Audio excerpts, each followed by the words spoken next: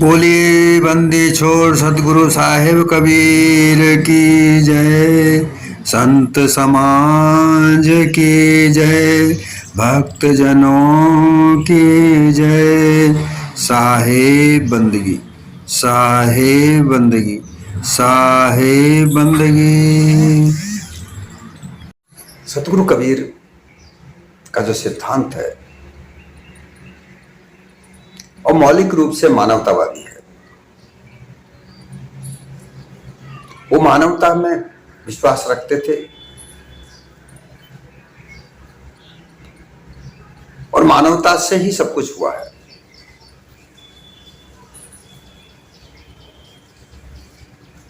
हम अगर कबीर साहब के दर्शन पर विचार करें, क्योंकि विचार ही तो नहीं कर पा रहे, हम अपने मन मुताबिक तरीके से सतगुरु कबीर के शब्दों का अर्थ निकालते हैं।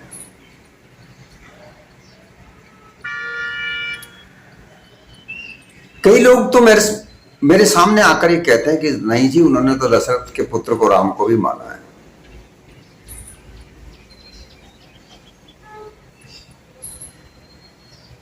मुझे बड़ी दया आती है ऐसे मतिमंद लोगों पर।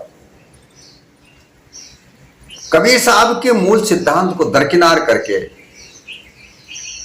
वो अपने पूर्वाग्रहों के आधार पर, अध्यास के आधार पर बात करते हैं। वो कबीरपंथी बन गए, किसी कबीरपंथी कहलाने वाले गुरु का शिष्य बन गए। ऐसे गुरु के शिष्य बन गए जो खुद यथार्थवादी नहीं है।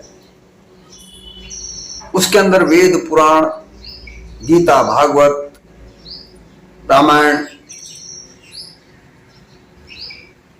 इनके अध्यास भरे पड़े हैं।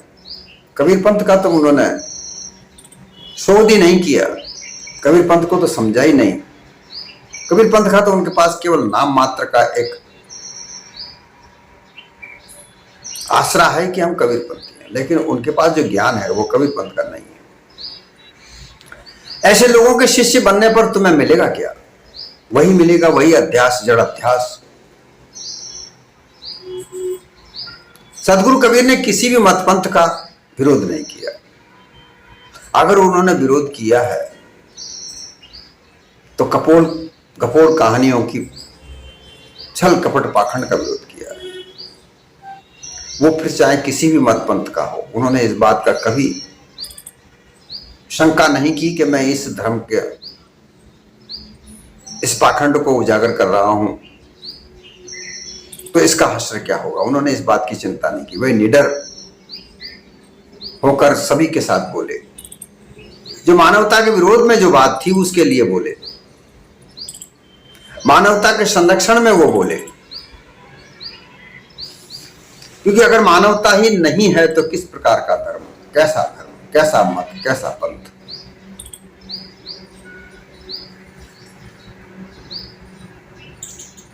ये बीमारी भारत में 6वीं शताब्दी से आरंभ हुई, अर्थात 525-530 के बाद, ईस्वी के बाद, 530-525 ईस्वी के बाद ये बीमारी पैदा हुई।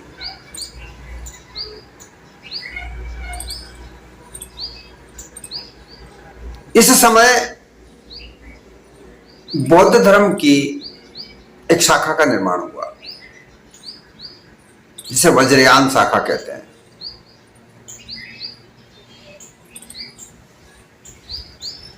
सम्राट अशोक के समय में बौद्ध धर्म, बौद्ध धम्म, जिसे धम्म कहते थे, धम्म का तात्पर्य होता है एक पथ,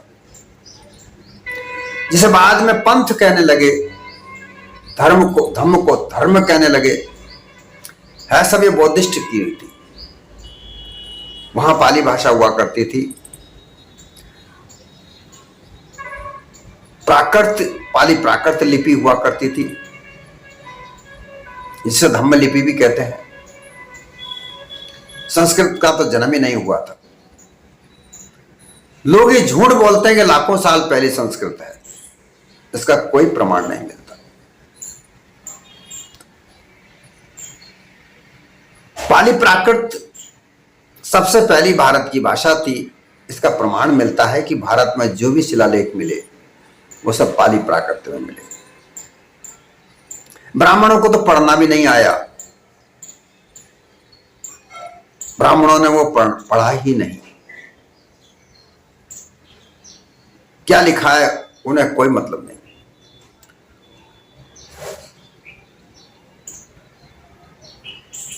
सम्राट अशोक के समय तक ये बौद्ध धर्म एक ही मत पर चलता था।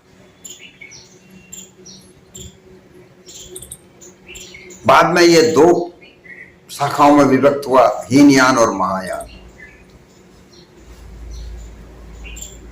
महायान वालों ने कुछ बौद्ध धर्म में कुछ बदलाव करके अपने आप को महा बनाना शुरू किया, बड़ा बनाना शुरू किया, आरंभ किया। हीनयान को बोला ये तो ऐसे ही रहेंगे, ये तो हीन है, उनको छोटा तुच्छ कर दिया, क्योंकि उन्होंने बदलाव नहीं स्वीकार किया।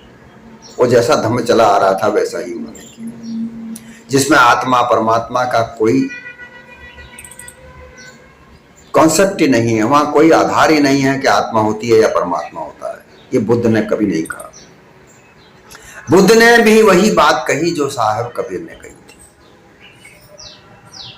मानव जीवन के जो काम आए, सत्य सनातन जो बात है,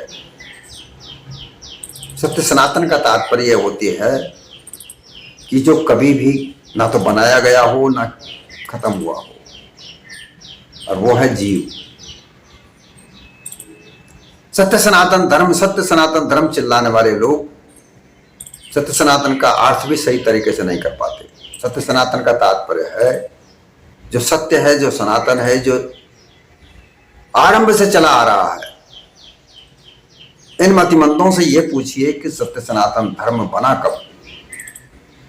सत्य सनातन का तात्पर्य होता है जो किसी ने नहीं बनाया, जो आदि अनादि से चला आ रहा है।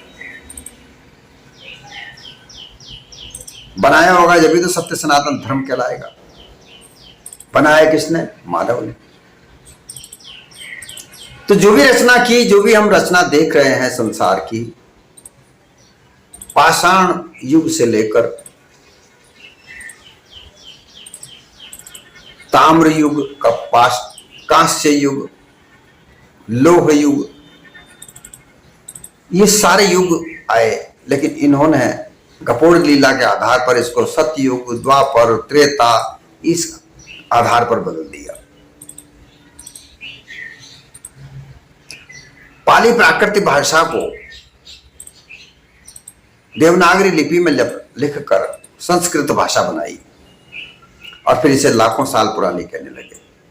अगर ऐसा होता तो जितने भी हमें शिलालेख मिले हैं वो संस्कृत में होते,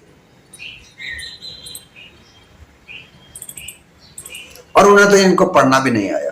बाहर के अंग्रेज अगर नहीं आते तो इस शिलालेखों को पढ़ा ही नहीं जा सकता था। और आज अंग्रेजों को गाली देते हैं। उस समय तो इन ब्राह्मणों ने अंग्रेजों की सेवा चाटुकारिता करके, चापलूसी करके बड़े बड़े पद वहां ग्रहण किए। मुसलमान आए, उनके यहां भी इन्होंने खूब बड़े बड़े पदों को ग्रहण किया। आपको ताज्जुब होगा कि अकबर के दरबार में जो नौरत्न कहे जाते थे वो सारे ब्राह्मण थे, और आज ब्राह्मण है। और उस अकबर को इन्होंने मुकुंद ब्राह्मण भी घोषित कर दिया। और फिर आइए कहते हैं कि नहीं, ये तो उन्होंने फिर बदल किया है। अरे भाई, वो पाली भाषा समझते ही नहीं थे। ये तो सारा फिर बदल तो तुमने किया, संस्कृत में लिखा। भविष्य पुराण ये तुमने लिखा, और तुमने वो कहानी लिखी है जिसमें अकबर को ब्राह्मण बताया गया है। उसकी चापलूसी में तुमने उसको ब्राह्मण घोषित कर दिया कि मुकुंद ब्राह्मण था वो तो पिछले जन्म में। ये जन्म अगला पिछले जन्म की कहानियां तुमने घड़ी। आगे चलकर 6ठी शताब्दी में आकर हीनयान महायान में से एक वज्रयान शाखा निकली, और इसी वज्रयान की शाखा को स्थापित किया तिब्बत में।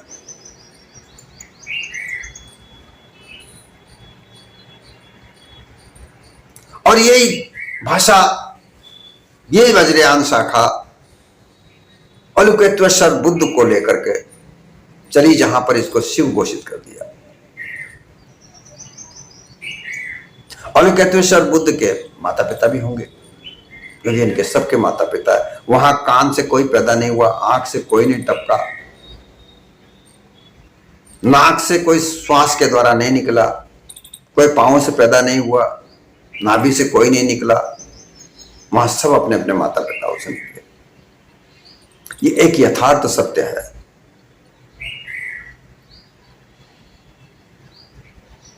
झूठी कपोड़ लीलाएं जो रची गई, उसी वज्रयान के यहां ही लिखी गई। ये आगे बढ़ा और फिर शंकराचार्य आया, जो धूर्त अनपढ़ गंवार था,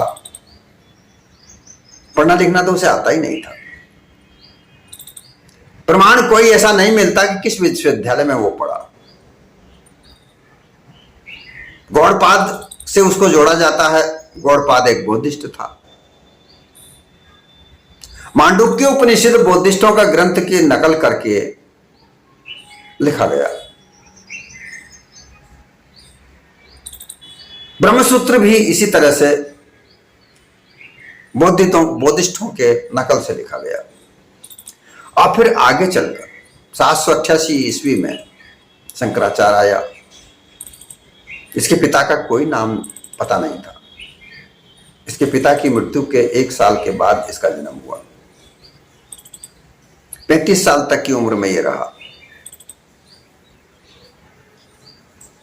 बौद्धिस्टों की दीक्षा ग्रहण की, वहां से सब कुछ सीखा, और उसके बाद इसने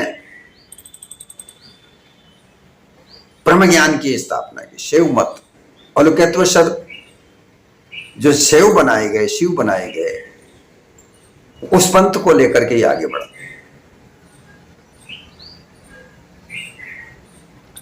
वहीं से ये जितने भी देवी देवताओं का जन्म होता है, ये वज्रयान में होता है।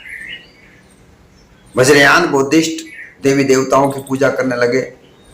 अलौकिकेश्वर बुद्ध को शिव बता दिया। पदपाणि बुद्ध को इन्होंने विष्णु बना दिया। जितने भी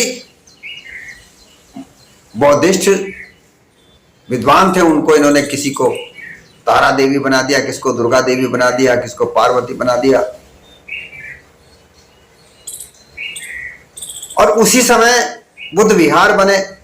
उन बुद्ध विहारों को इन्होंने, अभी तो बहुत सारे प्रमाण सामने आ रहे हैं, जिसको देख देख करके ये सनातन चिल्लाने वाले लोग, केवल भय फैलाने वाले, सत्य यथार्थ पर किसी प्रकार का विचार विमर्श नहीं करने वाले लोग, केवल एक ही बात चिल्लाने वाले, अगर कोई सत्य बात कहता है तो उसको मारपीट करने पर उतारू ये लोग सत्य को स्वीकार नहीं करते। केवल झूठ ही झूठ का प्रचार प्रसार ये कर रहे हैं। आगे चलकर यही देवी देवताओं का रूप सामने आया, ब्राह्मणवाद सामने आया। विष्णु, शिव, इनकी पूजा होने लगी। ये पूर्वाग्रह बनते बनते जो हृदय में, मानव के हृदय में जो जड़ अध्यास जमा, वही जड़ अध्यास के आधार पर सब लोग विचार करने लगे। उसी के आधार पर मानव जीवन चलने लगा। फिर मुस्लिम आए। मुस्लिमों ने अपना धर्म कायम किया। सदगुरु कबीर के आते आते हिंदू और मुस्लिम दोनों धर्मों में बड़ा वाद विवाद होने लगा, झगड़े फसाद होने लगे। वास्तविक बात यह थी कि सदगुरु कबीर ने दोनों को देखा, और दोनों को देखकर कौन गुरु बना, कौन शिष्य रहा, ये बात की बात है, मैं पहले भी कह चुका हूं क्या हुआ होगा।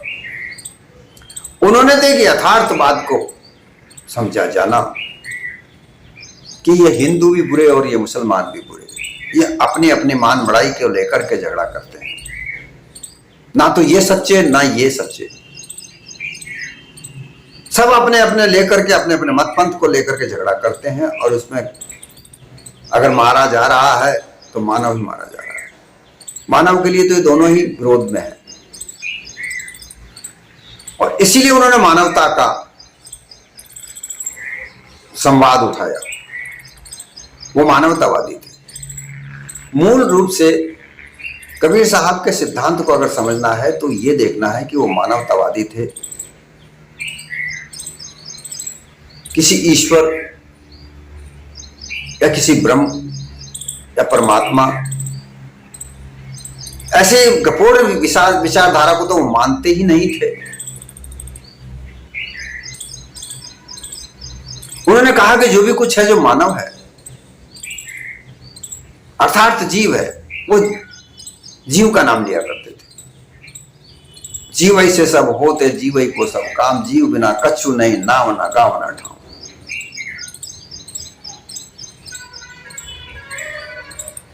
जीव से सब होते, जीव सबन की आद, जीव बिना शिव नहीं, जीव पुरुष अनाद। उन्होंने जीव को सर्वोपरि बताया गया।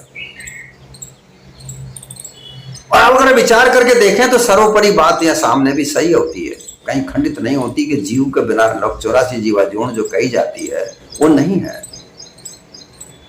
जीव नहीं है तो सब मृतक है। जीव बिना मृतक सभी। साहब ने कहा जीव बिना मृतक सभी, जीव बिना सब ब्रह्म। अगर 84 लाख योनियां अगर कहते हो, साहब ने भी इस बात को स्वीकार किया कि ठीक है, चल 184 जीवा जीवन हो सकती है। अनंत प्रकार के प्राणी इस संसार में पाए जाते हैं, लेकिन तुमने अगर गिन करके 184 जीवा जीवन बताई गए तो ठीक है, इसको मानता हूं, लेकिन ये जीव के बिना है क्या? हमें इस बात पर देखना है कि क्या 84 लाख योनियां अगर इन्होंने बताई हैं तो क्या इनमें जीव के बगैर ये हो सकती है क्या?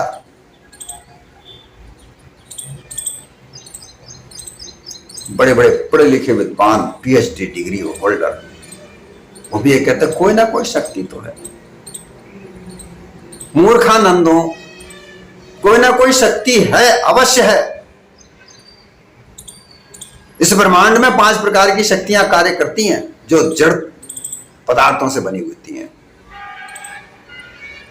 है कि गुरुत्वाकर्षण शक्ति, जो धरती पर अपने अपने कोई भी पदार्थ ऊपर फेंकते हैं, पत्थर फेंकते हैं, कोई चीज फेंकते हैं, वापस धरती पर आकर गिरती है। एक है चुंबक शक्ति, जिसे आकर्षण शक्ति भी कहते हैं। एक सकारात्मक शक्ति, एक नकारात्मक शक्ति, ये 4 शक्तियां हैं, और इन्हीं के सम्मिश्रण से एक 5वीं शक्ति बनती, जिसे विकिरण कहते हैं।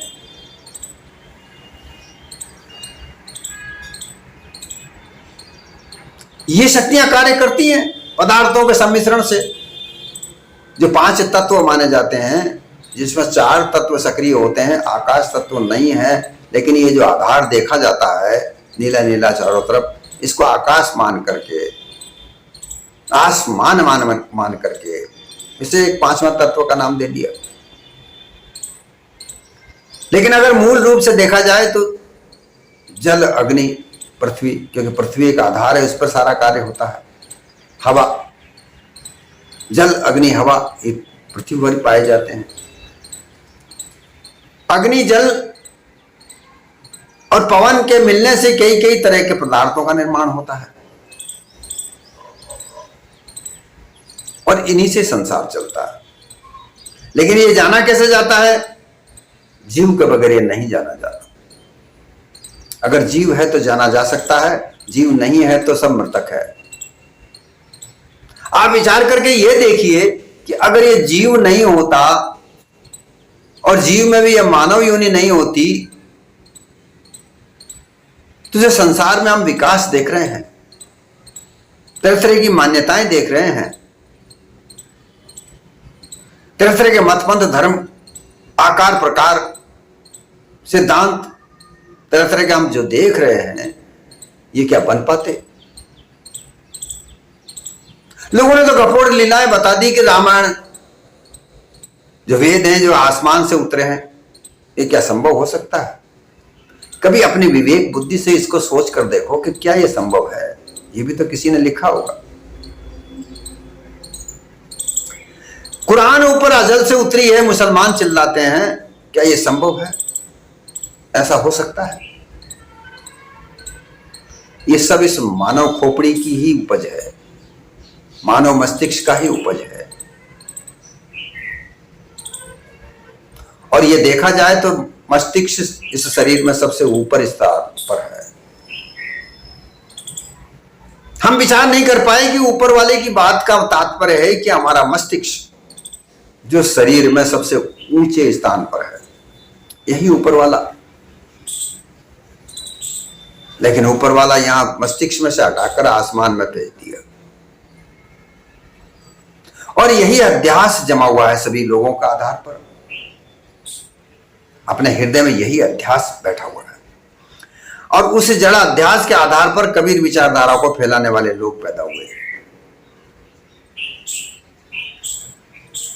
सतगुरु कबीर के देह त्यागने के बाद मूल रूप से 12 पंथों का निर्माण हुआ, जो मैं आज आपको बताने जा रहा हूं।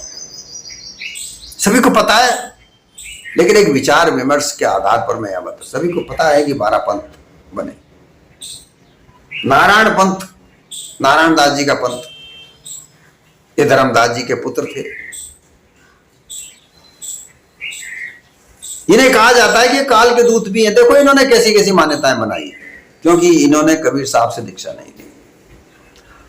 कबीर साहब तो उस समय थे ही नहीं। मैं पिछली एपिसोड में बता चुका हूं कि कबीर तो धर्मदास जी के ही समय में नहीं थे, तो इन पुत्रों के जमाने में कहां से आ जाएगा। कहा जाता है कि नारायण दास जी का जन्म धर्मदास जी के 85 साल में हुआ। इतना झूठ बोला जाता है। अगर इस बात पर हम विचार करें तो ना, जो धर्मदास जी की पत्नी हुई वो कम से कम 6-7 साल छोटी तो होंगी।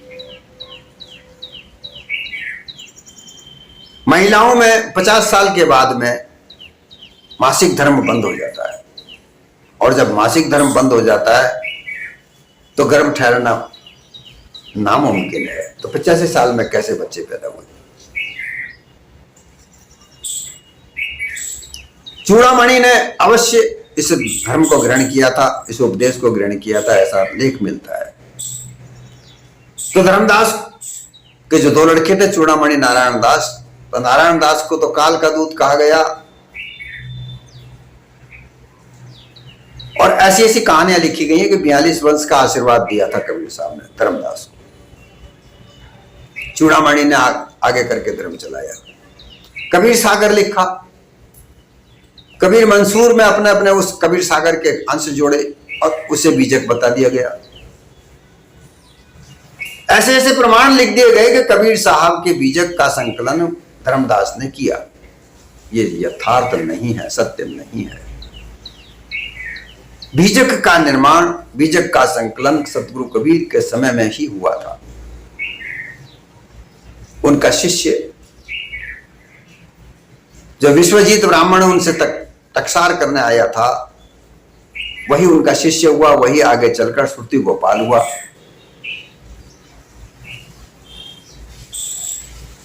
जागूदास, भागुदास अर्थात भगवान दास और जग्गूदास, ये तीनों महापुरुषों ने सतगुरु कबीर के मुखारबिंद से निकली हुई शब्दों को संकलन किया और संकलन करके कबीर साहब को बताया गया, और उसका नामांकन सतगुरु कबीर ने बीजक के रूप में किया।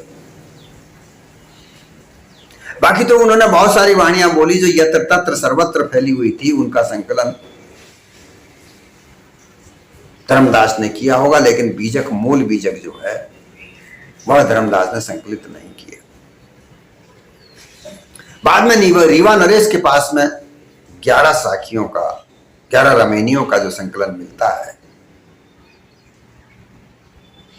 वो अलग है। एक जो जागूदास, योगुदास के नाम से पंथ चला। सूरत गोपाल कबीर काशी चौराहा पर ये पारक सिद्धांत का आधार पर यह चला, लेकिन बाद में इसमें पारक सिद्धांत तो खत्म हो गया, वहां ब्राह्मणवाद काबिज हो गया। क्योंकि जो भी जनाध्यास ब्राह्मणवाद का चल रहा था, उसका प्रचार प्रसार होता, जो भी प्रचार प्रसार कर रहा था तो वो ब्राह्मणवाद का कर रहा था, और उसी के आधार पर सब मत पंथों का निर्माण हो रहा था। मूल निर्वाण पंथ, अभी निर्वाण पंथ भी बौद्धिस्टों के आधार पर है, क्योंकि निर्वाण की स्थिति को प्राप्त करना बुद्धों का सिद्धांत था।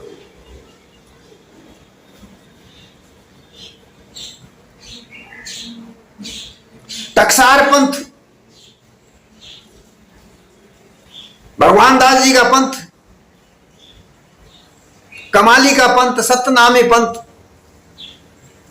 कबीर पंथ, कबीर राम कबीर का राम जोड़ दिया, क्योंकि राम कहानी सामने आ चुकी थी, उस राम के आधार पर लोगों ने जोड़े। अभी ज्यादातर जोधपुर के अंदर मारवाड़ में अगर हम जाएं तो वहां राम जी का नाम पहले आता है, कबीर का बाद में आता है।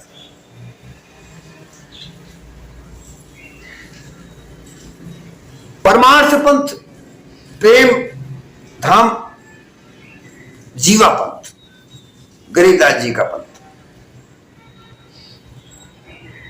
ये सब कबीरदास जी के, कबीर साहब के, सतगुरु कबीर के शरीर के छोड़ने के बाद इन पंथों का निर्माण हुआ।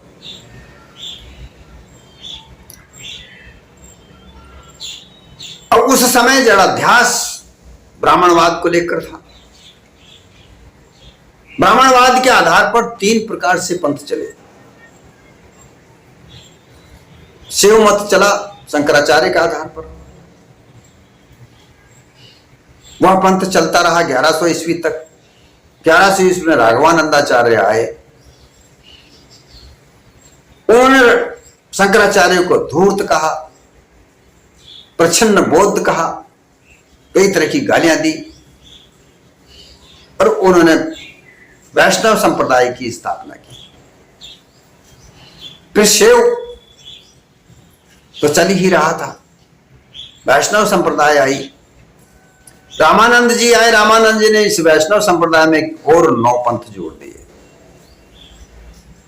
और साथ के साथ 7 जो माताओं को पूजने वाले लोग पैदा हुए, जो बौद्धिस्टों की भिक्षुणियां थी, उन्हीं देवियों को उठा उठा कर ला ला कर कई कई तरह की कहानियां लिखी, दुर्गा सप्तशती इत्यादि, और कई कई तरह की कहानियां लिख करके उस पंथ को चला।